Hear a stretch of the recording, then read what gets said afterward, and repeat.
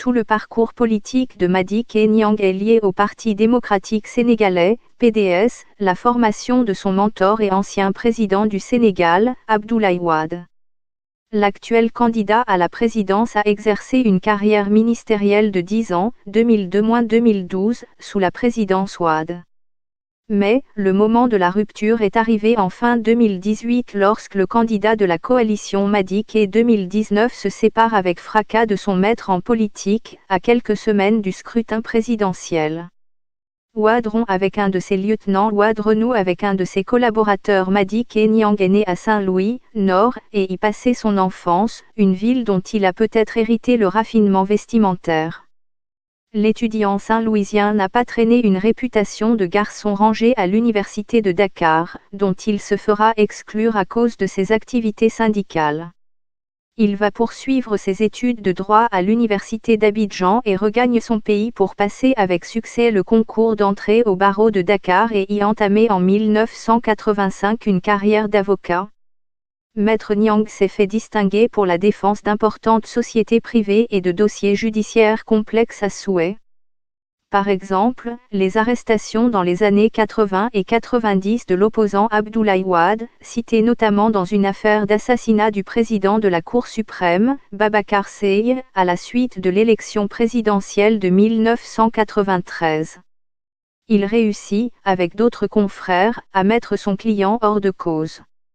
La longue amitié, plus de 30 ans de Madické Niang avec Abdoulaye Wade naît de cette collaboration.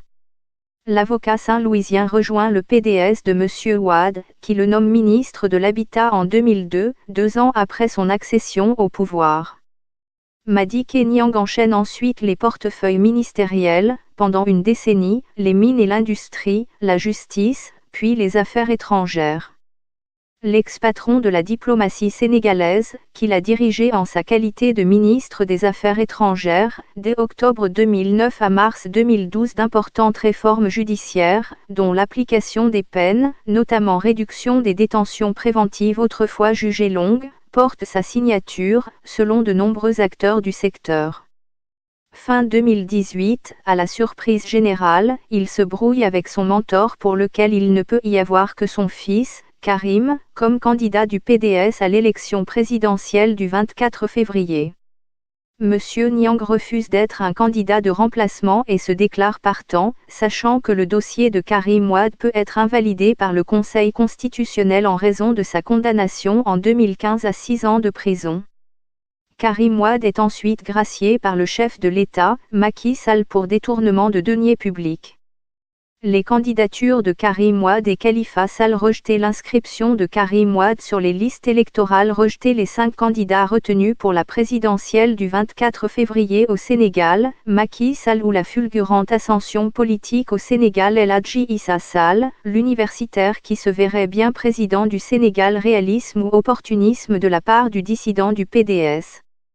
En tout cas, à un mois du scrutin, la candidature de Karim Wade est jugée irrecevable par le Conseil constitutionnel, ce qui semble confirmer la rupture entre le dissident Madické Niang et son mentor Abdoulaye Wade qui, selon les dires du premier, lui vouait même une confiance aveugle. Sur le plan religieux, il est connu pour son attachement à la très influente confrérie des Mourides. Il fait partie de ces millions de fidèles mourides et est considéré par de nombreux observateurs comme un acteur clé des relations du PDS et de l'ex-régime PDS avec les dignitaires de la dite confrérie musulmane. Madické Niang a été élu député en juillet 2017, sous la bannière PDS, et président du groupe parlementaire Liberté et Démocratie.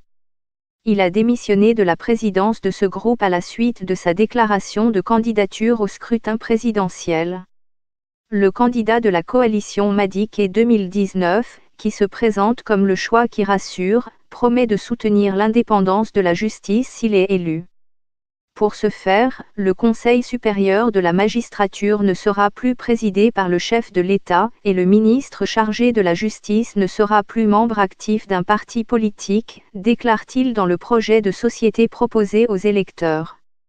Une promesse rare, pour un candidat à la présidence sénégalaise, celle, faite par M. Niang, de supprimer les postes de gouverneurs, longtemps considérés comme les piliers d'une administration publique réputée pour son efficacité. Il propose de les remplacer par des ministres délégués chargés du développement des régions,